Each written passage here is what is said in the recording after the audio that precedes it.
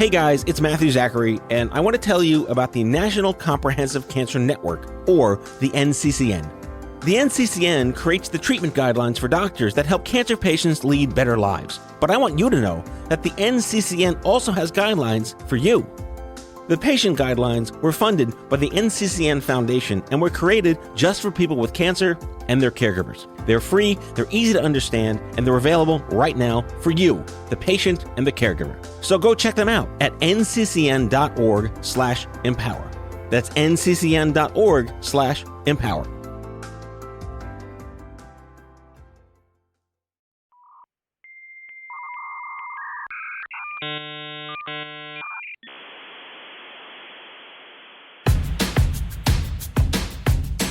I'm as mad as hell, and I'm not going to take this anymore!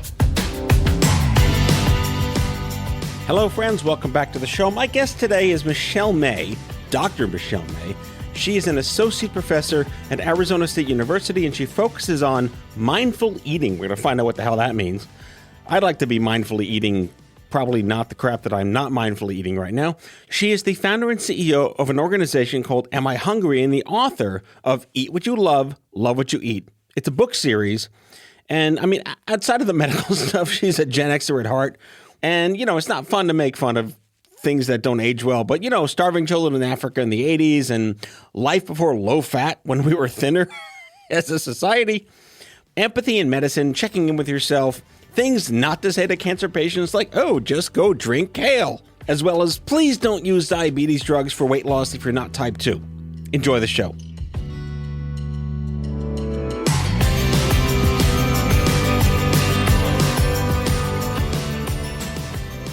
Michelle May, thanks for coming on the show. Thank you. So glad to be here, Matthew. So as typical for any guest I have who has doctor preceding their first name, I always have to ask, are you the kind of doctor when someone says, is there a doctor in the house you can help? That's right. That's the kind of doctor I am. So have you ever heard, is there a doctor in the house, and responded? Oh, unfortunately, many times that's happened. It happens all the time. I mean, I think people have heard it before, including airplanes and other places. But yeah, I'm glad to be able to help. However, I have been out of my medical practice for a number of years, so I usually will defer to anybody who's been practicing more recently than I have. Yeah, Plan B doctor on the airplane. I love it. That's right. That's right. Plan B.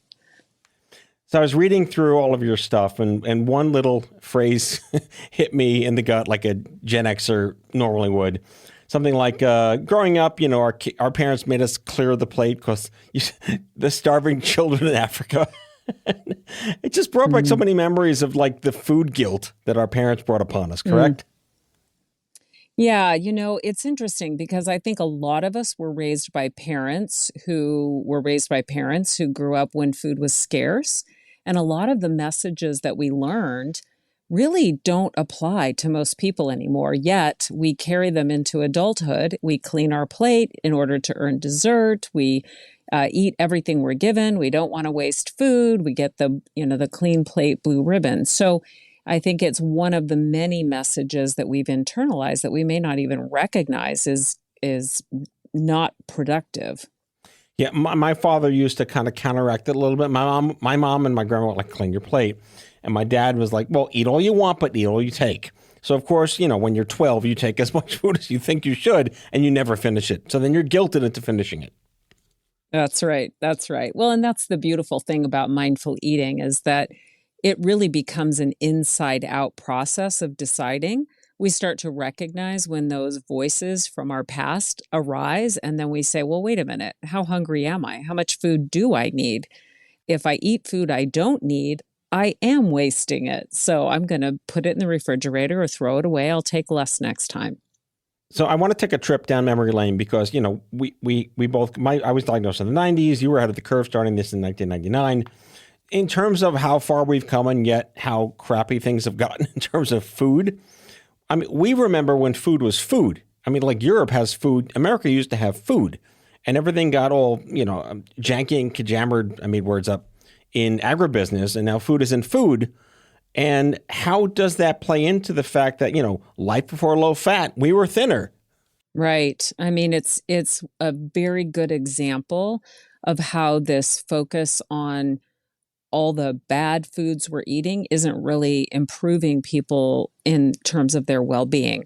So my focus now is not so much on what people are eating, but why they're eating in the first place. Because the food is constantly changing, the rules are constantly changing, the science is even constantly changing. So I think when people are struggling to manage their eating in a sustainable way, I want to go back to, well, then why are you eating? Are you eating because your body needs fuel? Are you eating because it's a habit, you're bored? Or is there some other emotional trigger, like stress being one of the most common, which is interesting that both boredom and stress being having too much to do and boredom not enough to do, we've sort of learned that food solves all these problems. I love to look back at, so my daughter is almost 13, and she asked me point blank a couple of weeks ago, Daddy, how come whenever someone sat on television, they eat ice cream? Like, it's just so telling, isn't it? This is baked into our psyche and our culture. Isn't that funny that she even realized that? Because a lot of times people don't even recognize these messages that we're picking up from advertising and our television programs. Well, yeah, I mean, I just remember like what we do for Klondike Bar in the 80s, and that was it. It wasn't like you must eat this and you must eat that. Yes, I know. Well, and one of my favorite examples of this is sinfully delicious. Oh, You God. know, it's just such a message, right? That if it's delicious, then it must be bad. And I think that again, that's kind of a counterproductive message because a lot of people eat more when they feel guilty. They eat more when they feel bad about themselves, and ultimately, it doesn't really change behavior. Well, remember, Virginia Slims were the healthiest cigarette for women, too. Right. Let's not even go there. Well, let's go there for a moment. Look how we can learn about cigarette smoking and look how we can learn that it was a message that really is not helping us. It's what needs to happen now with food, as far as I'm concerned. So in terms of like the disease of obesity or the addiction to sugar, I mean, there's real data, there's real science around that. What have you learned in writing? We'll get to your books, obviously. Eat What You Love, Love What You Eat. It's a whole series. We'll talk about that. What have you learned in terms of countering addiction to sugar, to foods, versus the emotional eating? And there's so many, I mean, in social determinants of health is like the new jargon now, at least in my world in healthcare. But that's attributable to this exact world of yours as well.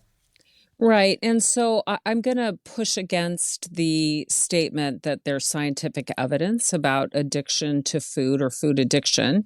I think it is actually more controversial than that. So, for example, we know that certain addictions are more of a process addiction. It's not food or sugar itself, because in truth, sugar lights up our pleasure pathways the same way that a beautiful sunrise does, or gorgeous music, or sex, or other things that can be very healthy parts of our lives.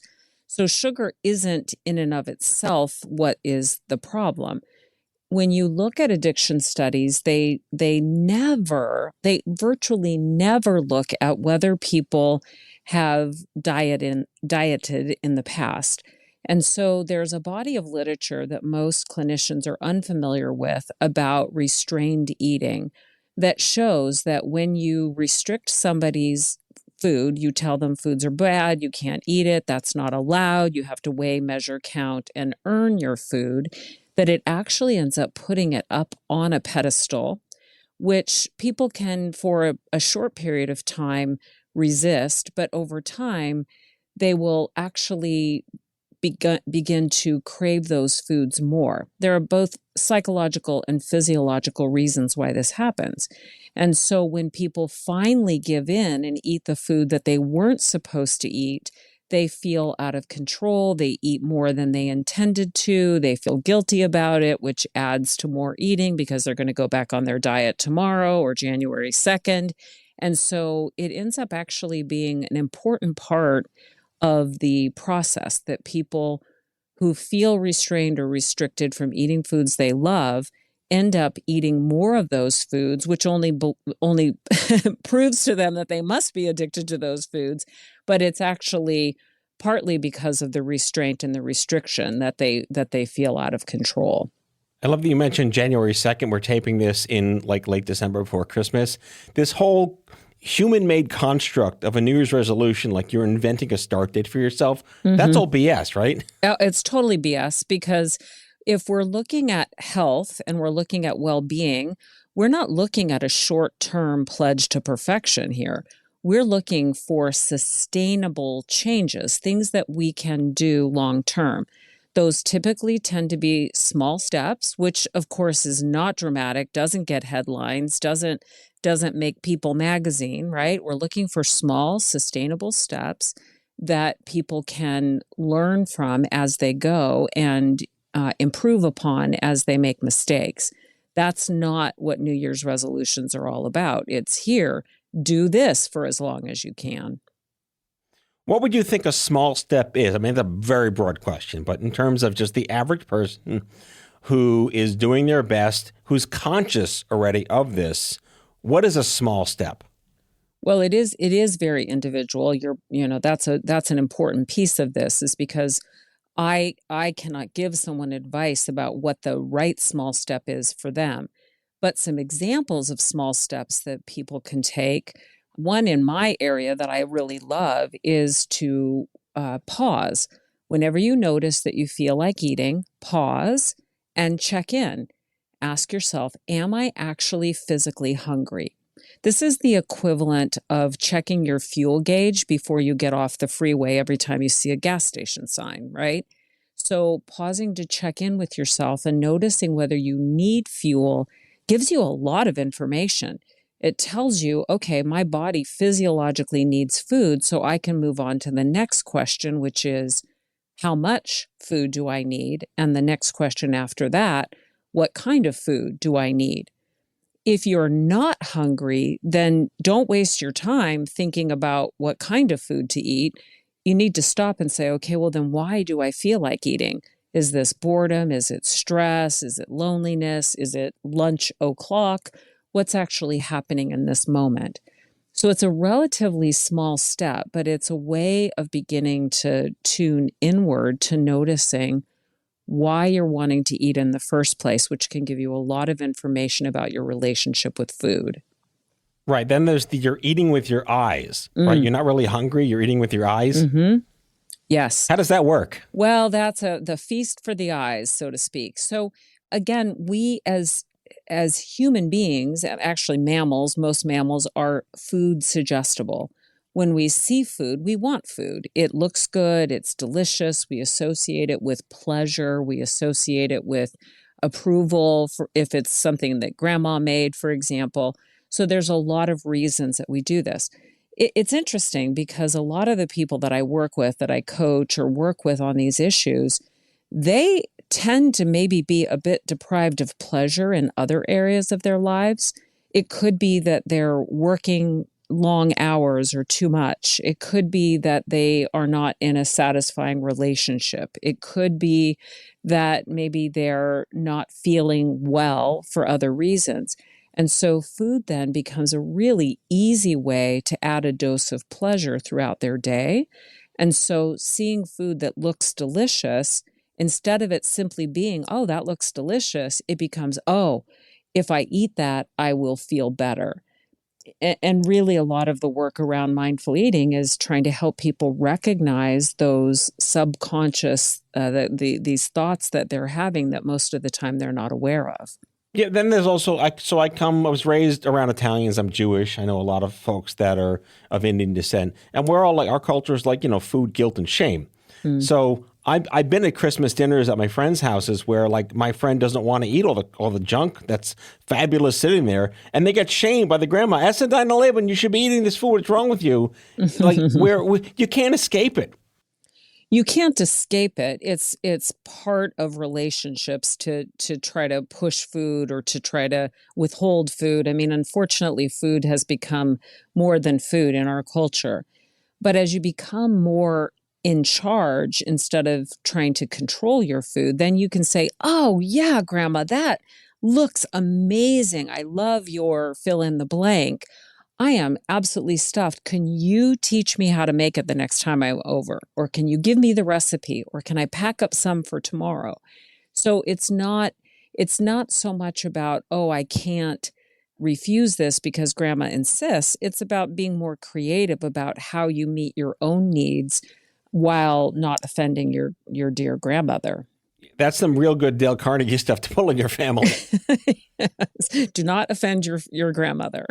Exactly. What is it? Get what you want. No, get what you want on their terms, or give them what they want on your terms. That's exactly what this is. Well, I'll tell you, my favorite saying is your family knows how to push your buttons because they're the ones who installed them.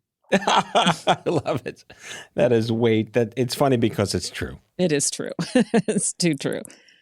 So let's take a quick break. We're going to come back and talk about your book. And I mean, there's so many questions to ask, and this could go down 40 different podcasts. But we'll take a break, and we'll be right back from the makers of Sweet and Low. Not really.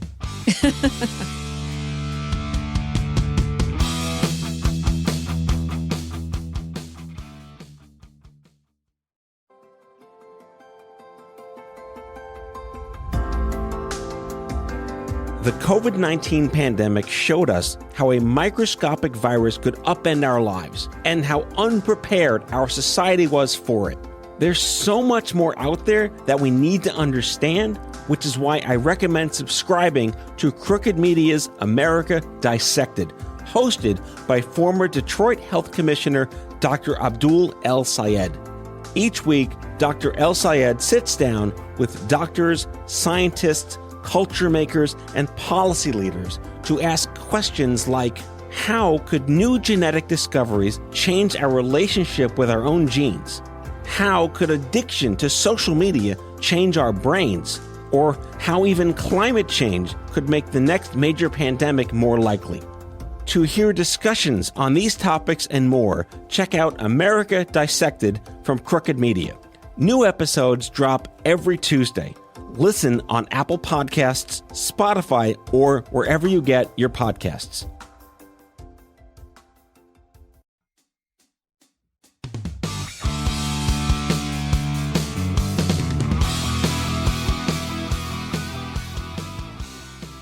Question of the millennium, going back to allopathic medicine, of course, is, does primary care ever ask you what you're eating?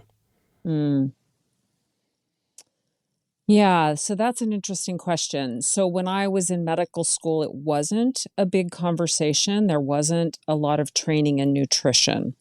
And what happened as a result of that is physicians are left on their own to acquire their own nutrition knowledge. And what many of us do then is we absorb the same information that our patients or culture is being given.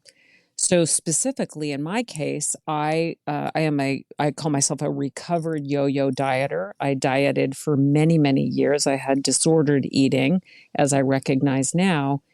And I passed that on to many of my patients by suggesting, and I won't name names, but, suggesting they do this diet du jour, this plan that everybody was doing. Because, as many of my clinician friends, colleagues say, it's a good diet. The problem is it's still a diet, and it doesn't really help people learn about their bodies, how food affects them, how they feel when they eat certain things. And it puts them in a restrictive mindset, which is not sustainable and ultimately doesn't lead to sustainable behavior change. So I think we're really missing the boat on that. I hope it's improving, but I think it's slow. Yeah, I mean, I've been working in healthcare since I was diagnosed in the 90s, and I'm always have like my radar on as to what is the demeanor of that primary care or that specialist, and is it fair to even expect them to have to know these things? Like you said, it's not taught, it's not FDA approved. Like it's all foggy, and it's something that should be discussed. Is there any way, or have you seen trends where there is a new, maybe a version of primary care that is aware of this and does make recommendations or works with nutritionists in the area, perhaps? I think that's an important approach is we should not be the end all be all. We have a lot of better trained colleagues that we could be referring to and working collaboratively with if we don't have that knowledge ourselves. So I do think that, if a clinician doesn't have the training, referring to a registered dietitian is a much smarter move. Now, there are certainly clinicians now who have integrative training or, more specific nutrition education. But I'm going to suggest though that a lot of what is promulgated out there is more of the eat this, not that, don't eat this, this is bad kind of thing. And I don't think that that leads to sustainable changes. What we want to do is have people making choices for themselves based on feeling good, not being good. And that motivation to feel good is very powerful once we can help people start to approach things from that perspective. So the three things on your site that define what you stand for: mindful eating, joyful movement, and intentional self-care. So the series is Eat What You love what you eat, and obviously Born of Your Own Condition, as a when you're a recovering yo-yo dieter. I'm not yet recovering, so I'm learning from you as we go. But, why a book? Yeah. Well, I was practicing medicine. I was chronically going on and off my diet. And I soon recognized that many of my patients were doing exactly the same thing, which was kind of a relief because for a long time I thought there was something wrong with me. And then I realized, well, wait a minute, if we're all doing it and many of us highly educated, successful in other areas, maybe I'm not the problem. Maybe what we're trying to do here just doesn't work for people long term. Works short term, no doubt, but long term is really the goal. Then I also had a couple of young children of my own. And as I observed them, they were eating with complete joy. And when they weren't hungry, they weren't interested at all. I mean, despite all my attempts to bribe or cajole them, they just weren't interested in eating past the point of their own level of satiety. And that was a big aha for me that I had spent years of my life yo-yo dieting, weighing, measuring, counting, and logging food. That was before we had apps.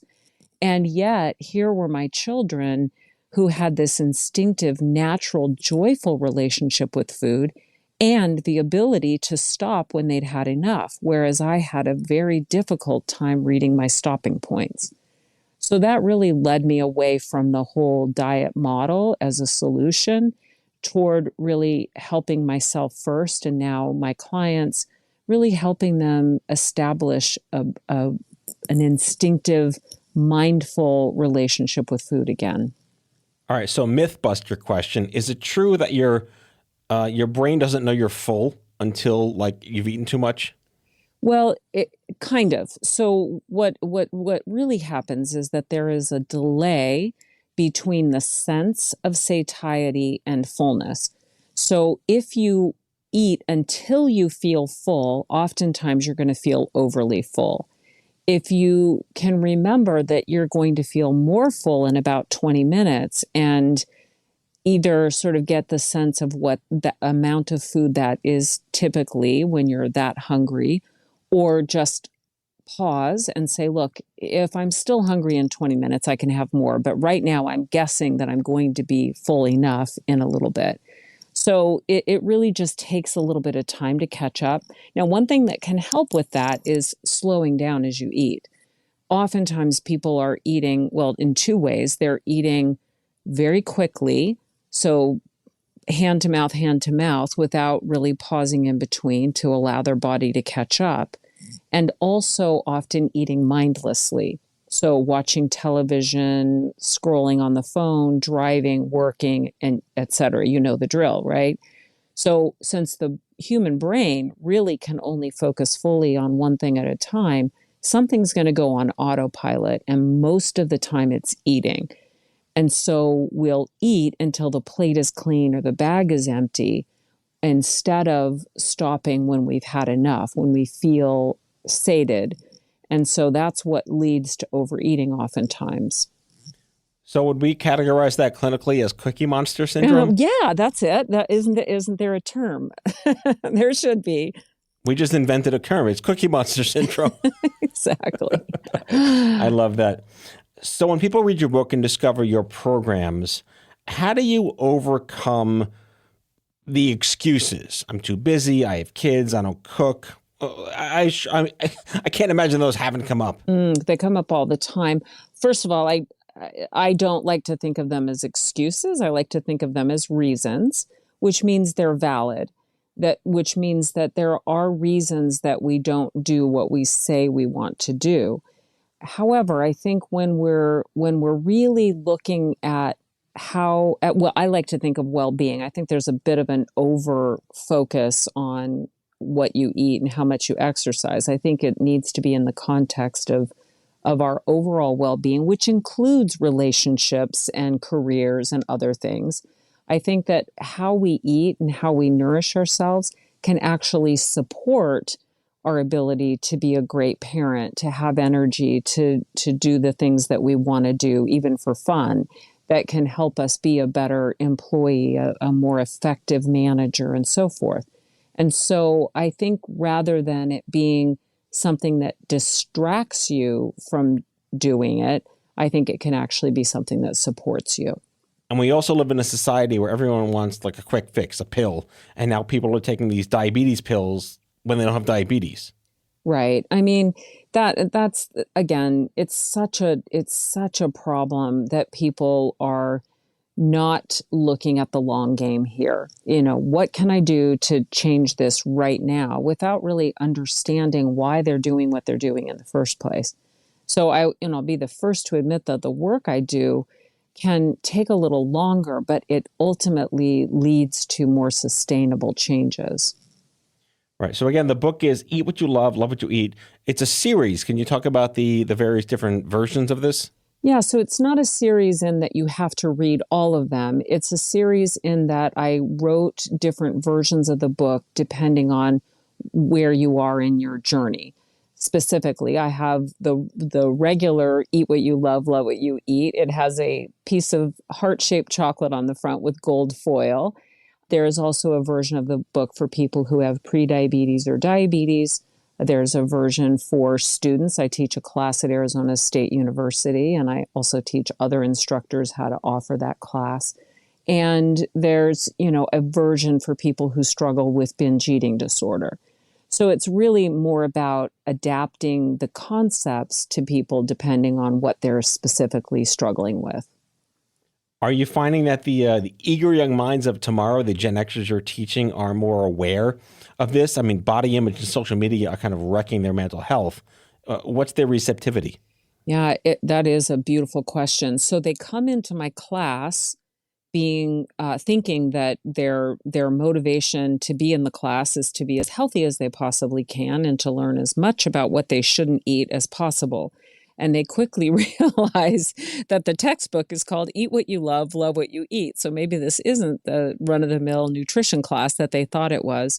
And what they quickly find is that they're being incredibly negatively influenced in terms of their body image by social media and other media that they're consuming, and that it actually contributes to a disordered relationship with food and exercise for that matter. And so through the course of the semester, they learn a completely new way to make decisions about food. I say new, it's not really new. They were born knowing how to do it, but they forgot because of all of our cultural messages. So they're really relearning how to think about food as a way of bringing nourishment and fuel, but also pleasure to their lives without spending an inordinate amount of time looking things up and writing things down to figure out what they can eat. To what extent is your advice on cooking is better than going out to McDonald's? For obvious reasons, McDonald's is cheaper than cooking sometimes. Well, I mean, this is kind of a loaded question because my husband is a professional chef. So I'm a fan of cooking. I'm a fan of obviously. My husband cooking. Maybe I should say that. What happened for me was I'll occasionally eat something like McDonald's if I'm out on a road trip or something. But it's not my preference. I just actually don't prefer it anymore. And that's partly because of mindful eating. It teaches you to have awareness of the sensory aspects of food and how it makes you feel. And the more aware I became of what I liked better, the more I gravitated toward things that actually came out of our own kitchen. So I'm not saying that fast food is bad. I actually don't believe any food is bad. I just think for me and for many of the people I work with, over time, they start gravitating toward what makes them feel good. Reminds me of that line from Pulp Fiction, bacon tastes good, pork chops taste good. That's a callback. I have not seen that movie in a long time. I just live in the pop culture world of the 80s and 90s. I make no excuses for that. All right, so wrapping up again, where can people get the book? And, what have you heard from readers? Yeah, so our website is amihungry.com, amihungry.com, the question. And on that front page, you can actually download the first chapter of the book for free. And that's a good place to start, because don't waste your money if it doesn't resonate for you. But I think reading that chapter will give you a lot of information about whether you follow a restrictive eating cycle, an instinctive eating cycle, or an overeating cycle. And what people tell me, actually my favorite comment that I get from readers is, oh my gosh, it felt like you were sitting on my couch watching me for years. I love that, because what they're telling me is that they recognize that I recognize this. I'm not an expert here just telling people what to do. This is a lived experience. And by now, of course, I've had over 20 years of experience also working with people around these issues. But I think what they want is finally for somebody to actually understand what it's like to want to eat in a more balanced way, but to continually find themselves struggling with that. There truly is no better story than getting someone else to nod their head when they're listening to you or hearing what you had to say. You get it. You totally get it, Matthew. I'm quite sure. All right. Dr. Michelle May, Associate Professor at Arizona State University in Mindful Eating, founder and CEO of Am I Hungry, and the author of Eat What You Love, Love What You Eat book series. Again, it is amihungry.com and your own website, michellemay.md.com. Is that right? Did I get that right? Yeah, that website's really more for speaking. I do presentations on mindful eating and vibrant living and a weight-inclusive approach to health. So that's really my speaking website. All right, everyone hire Michelle. Thank you for coming on the show. Oh, thank you for having me. And you're right. We could do 40 episodes on this topic. So have me back again, okay? Will do. Thank you. Thank you.